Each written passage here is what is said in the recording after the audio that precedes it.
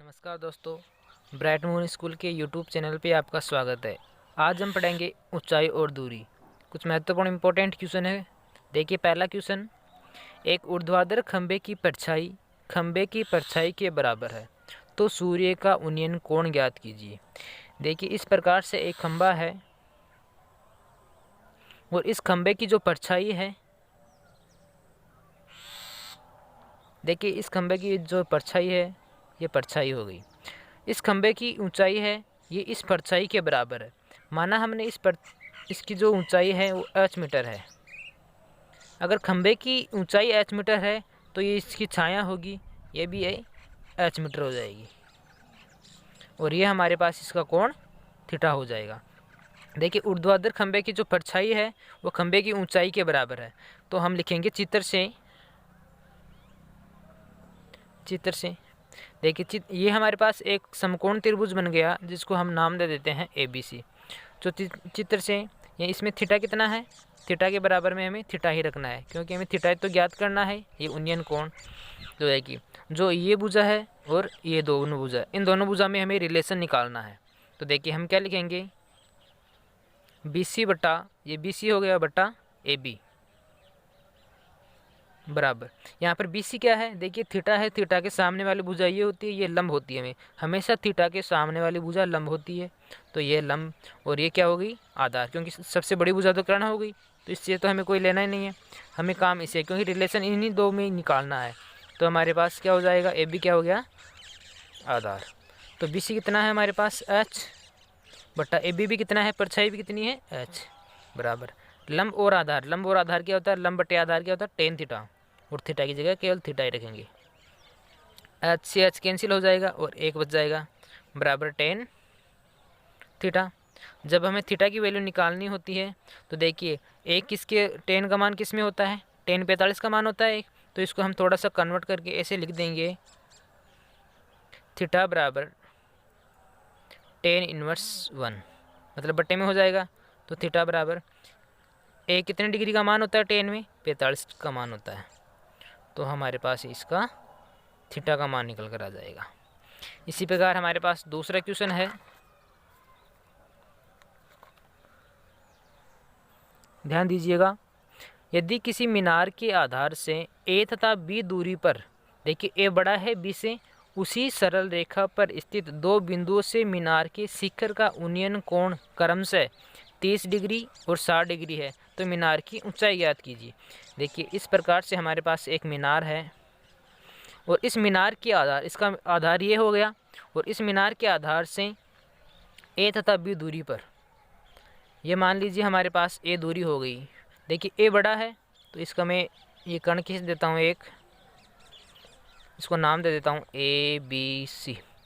A और B दूरी पर मान लीजिए यहाँ पर इसकी दो दूरी हो गई, यहाँ तक की पूरी दूरी तो A हो गई, और यहाँ पर हम को D बिंदु मान लेते हैं और ये बिंदु हो गई इसकी B। देखिए ये बड़ा वैल्यू क्यों हुआ, क्योंकि हमें क्वेश्चन में दे रखा है A का मान बड़ा है B से। देखिए उसी सरल रेखा में A और B बिंदु पर, ये दो बिंदु है, इन दोनों बिंदु पर स्थित शिखर का उन्नयन कोण 30 डिग्री, तो पहला ये कोण तो हमारे पास हो गया 30 डिग्री, देखिए क्रम से 30 डिग्री, और उसके बाद में ये हो गया हमारे पास 60 डिग्री, और हम ये ऊंचाई मान लेते हैं इसकी मीनार की H मीटर। तो हम यहाँ पर लिखेंगे, माना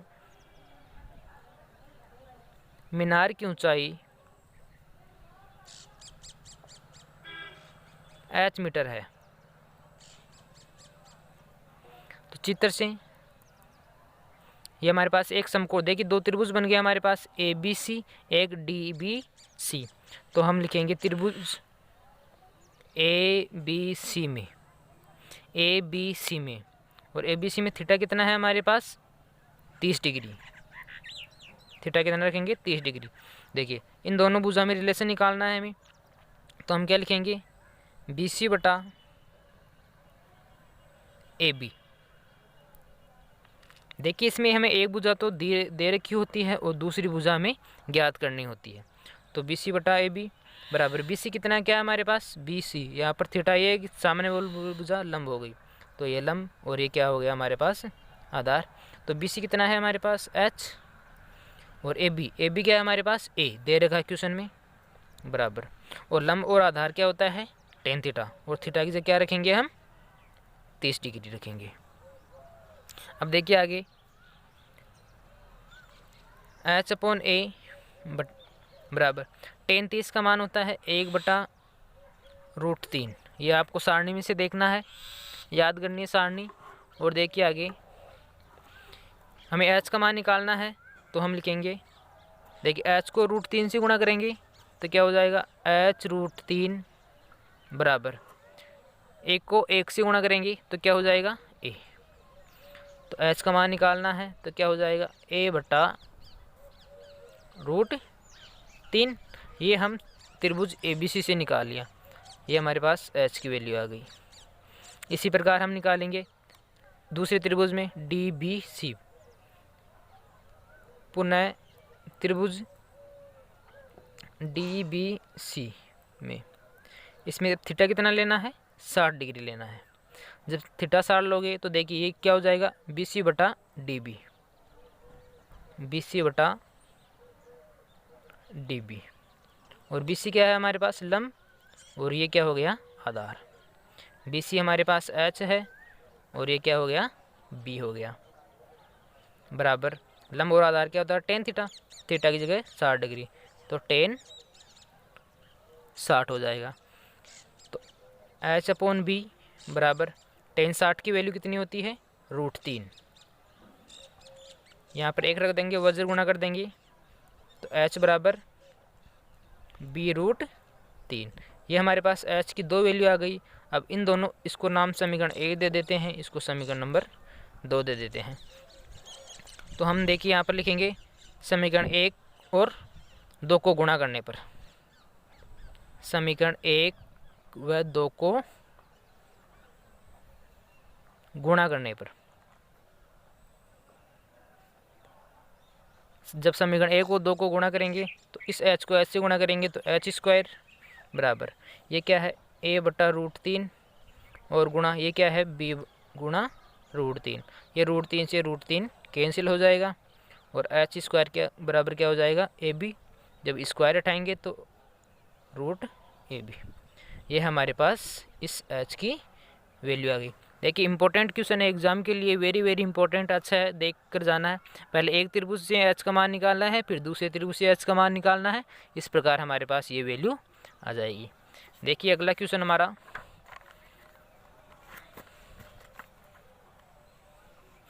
देखिए आंधी आने के कारण एक वृक्ष का ऊपरी भाग टूटकर क्षैतिज तल पर 60 डिग्री का कोण बनाता है।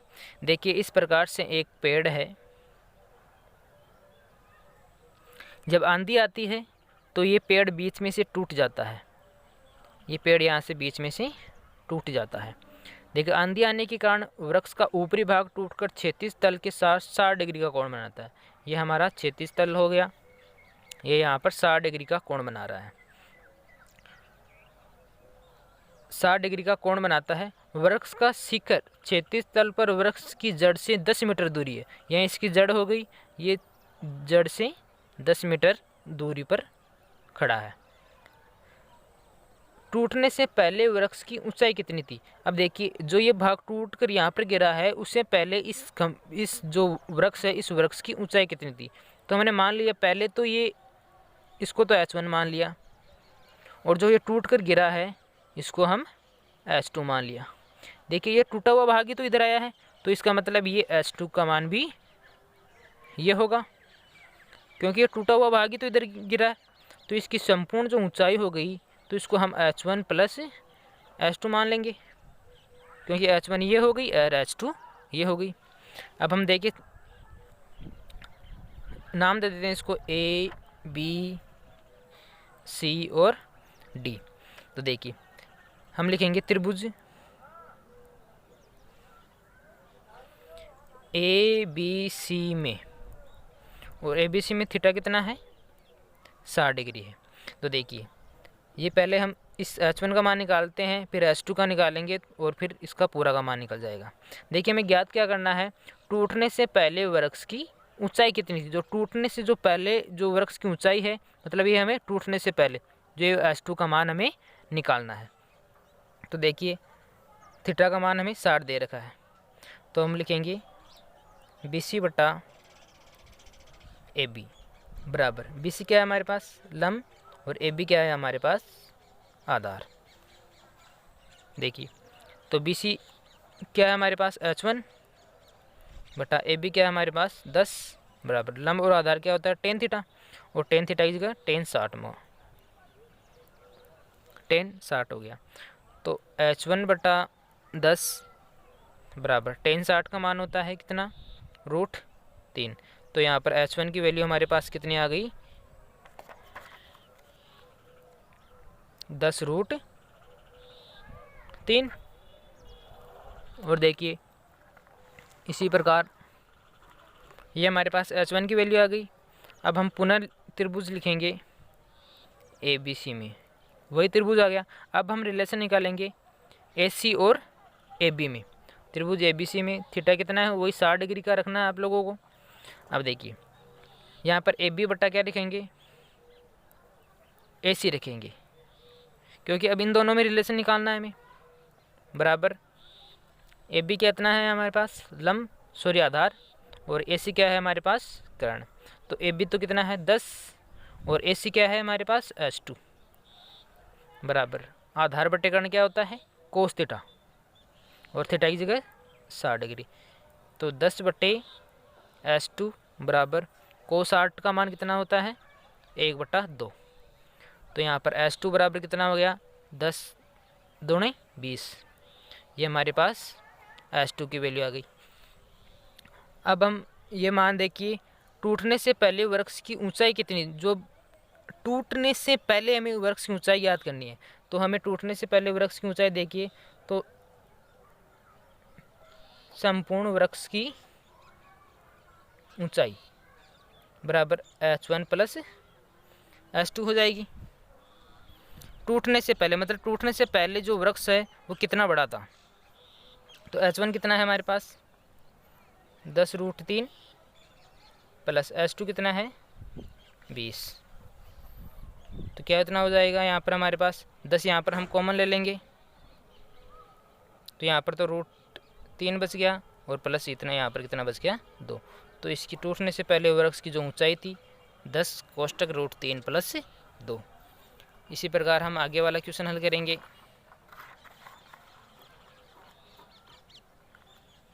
देखिए क्वेश्चन है हमारा, किसी अपूर्ण मीनार के आधार से 120 मीटर किसी बिंदु से मीनार के शिखर का उन्नयन कोण 30 डिग्री है। ज्ञात कीजिए कि मीनार को और कितना ऊंचा बनाया जाए जिससे उसी स्थान पर उसका कोण 60 डिग्री का हो जाएगा। देखिए इस प्रकार से हमारे पास एक अपूर्ण मीनार है, मीनार का काम चल रहा है, पूरा नहीं हुआ है, और इस अपूर्ण मीनार से 120 मीटर दूर, ये 120 मीटर दूरी होगी इसकी, 120 मीटर दूर किसी बिंदु से मीनार के शिखर का उन्नयन कोण 30 डिग्री। देखिए अपूर्ण मीनार है, इस अपूर्ण मीनार के शिखर का उन्नयन कोण है हमारे पास यहाँ पर 30 डिग्री का दे रखा है। और कितना ऊंचा बनाया जाए जिसे उसी स्थान पर, देखिए इसी स्थान पर उसका कोण 60 डिग्री का बन जाए। मान लीजिए हमने इतना ऊंचा और बना दिया और इसका जो कोण है वो उसी स्थान पर कितना डिग्री का बन रहा है हमारे पास 60 डिग्री का बन रहा है। तो देखिए तो हमें ज्ञात करना है कि ये कितना ऊंचा है। तो हमने मान लिया ये पहली जो मीनार की ऊंचाई है H1 मान ली इसको, और ये मान ली H2। देखिए हमें ज्ञात करना है कि इसको और कितना ऊंचा बनाया जाए कि इसका कोण है वो 60 डिग्री का हो जाए। मतलब हमें H2 की वैल्यू हमें निकालनी है कि और कितना ऊंचा बनाया जाए। तो इसको नाम दे देते हैं हम A B C D। देखिए दो त्रिभुज हो गए, पहले दोनों त्रिभुजों की तुलना करा के हम H2 का मान निकालेंगे, और इसकी संपूर्ण ऊंचाई कितनी होगी H1 प्लस H2। पहले हम छोटे वाला त्रिभुज लेते हैं। देखिए त्रिभुज ABC में, देखिए ABC इस त्रिभुज के अंदर लेते हैं, थीटा कितना है हमारे पास 30 डिग्री है। तो हम लिखेंगे BC बटा AB। देखिए वही बात, हमें एक भुजा दे रखी होती है, दूसरी हमें ज्ञात करनी होती है। तो BC बटा AB क्या होता है ये तो होता है लंब, BC हमारे पास लंब है और AB क्या है हमारे पास आधार। तो BC कितना है H1 और AB कितना है 120 और लंब बटे आधार क्या होता है tan थीटा और थीटा की जगह कितना रखना है हमारे पास 30 डिग्री। तो ये हो जाएगा tan 30 डिग्री। तो H1 बटा 120 बराबर tan 30 की वैल्यू 1/√3। तो H गुणा कर देंगे H1√3 बराबर 120। तो हमारे पास H1 की वैल्यू कितनी आ जाएगी 120/√3। देखिए इसी प्रकार हम त्रिभुज ABD में और ABD में थीटा कितना है 60 डिग्री है, मतलब थीटा बराबर हमें कितना रखना है 60 डिग्री रखना है। तो देखिए तो हमें लिखेंगे BD बटा AB बराबर BD कितना है हमारे पास लंब और AB क्या है हमारे पास आधार। तो BD कितना दे रखा है H1 प्लस, देखिए पूरी लंबाई है तो ये H1 प्लस H2 हो जाएगी। तो ये H1 प्लस H2 और AB कितना है 120 बराबर लंब और आधार क्या होता है tan और tan 60 की वैल्यू की हम रख देंगे यहाँ पर, डायरेक्ट रख रहा हूँ मैं। tan 60 की वैल्यू होती है √3। तो क्या हो जाएगा H1 प्लस H2 बराबर 120√3। अब देखिए हमें H2 की वैल्यू निकालनी है ना, तो हम यहाँ पर रख देंगे H1 बराबर H2 बराबर 120√3 माइनस यहाँ पर H1 और H1 की वैल्यू हम इसको समीकरण 1 नाम दे देते हैं। यहाँ पर लिखेंगे H1 का मान समीकरण 1 से रखने पर, समीकरण 1 से रखने पर जब समीकरण 1 से मान रखेंगे हम H2 बराबर 120√3 माइनस ये कितना हो जाएगा H1 की जो वैल्यू है हमारे पास वो 120/√3। ये हो जाएगा हमारे पास H2 बराबर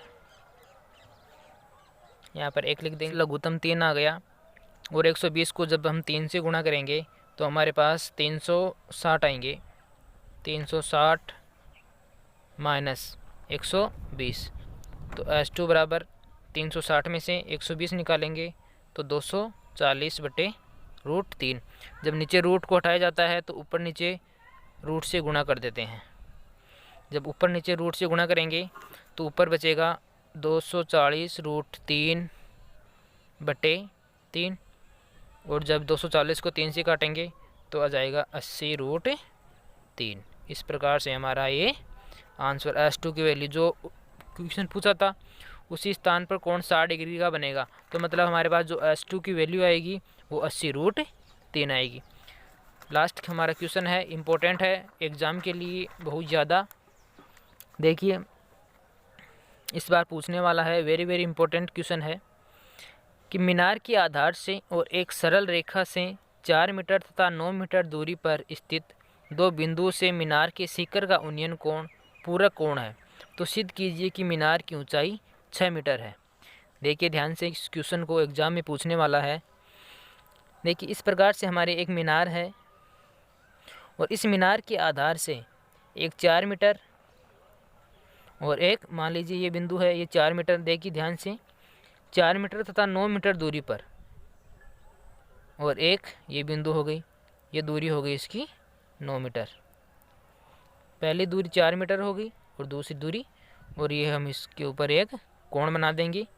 तो देखिए ये दूसरा कोण यहाँ पर बनेगा कि सीधी सरल रेखा में 4 मीटर तथा 9 मीटर, 4 मीटर हो गया, 9 मीटर दूरी पर स्थित दो बिंदुओं से मीनार से शिखर का उन्नयन कोण पूरक कोण। देखिए हमें थीटा नहीं दे रखा है, तो मान लीजिए हमारे पास ये कोण थीटा हो गया, तो ये थीटा हो गया, तो ये कोण 90 माइनस थीटा हो जाएगा। ये आपने पहले पढ़ रखा है पहले से। देखिए तो ये हम नाम दे देते हैं इसको A B C और D। ये मीनार की ऊंचाई है, हम इसको H मीटर मान लेते हैं। तो हम लिखेंगे माना मीनार की ऊंचाई, माना मीनार की ऊंचाई कितनी मानी है, h मीटर। तो त्रिभुज देखिए 2 त्रिभुज बन रहा है। पहले हम छोटे वाले त्रिभुज को काम लेते हैं। त्रिभुज BCD में, BCD में देखिए कि कोई सा भी त्रिभुज लो, चाहे मान सेम ही आएगा, पहले चाहे छोटा ले लो चाहे बड़ा वाला त्रिभुज ले लो, मान सेम ही आएगा। तो थीटा बराबर हमें थीटा ही रखना है। तो देखिए ये में भुजा अज्ञात है, ये भुजा ज्ञात है। तो देखिए DC बटा क्या हो जाएगा, BC, और DC क्या हमारे पास लंब, और ये क्या है, आधार। जब DC कितना है हमारे पास h, और BC कितना है हमारे पास 4, और लंब और आधार क्या होता है tan थीटा, और थीटा का मान थीटा ही। तो हमारे पास ये हो गया। आगे सोल्व नहीं हो रहा तो इसको इतना छोड़ दीजिए एक बार, इसको हम समीकरण 1 नाम दे देते हैं।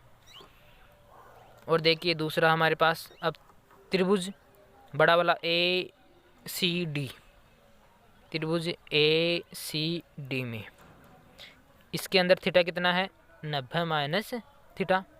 तो देखिए ये बात यहाँ लिख देनी है कि DC बटा AC, ये हमारे पास लंब हो गया, ये हो गया हमारे पास आधार। तो DC बटा AC कितना हो गया हमारे पास h, ये क्या हो गया 9, बराबर लंब और आधार कितना होता है tan थीटा, और थीटा की जगह क्या रखेंगे 90 माइनस थीटा। तो h बटा 9 बराबर tan 90 माइनस थीटा क्या होता है, आपने पढ़ रखा है, tan 90 minus theta cot theta होता है, कोट थीटा।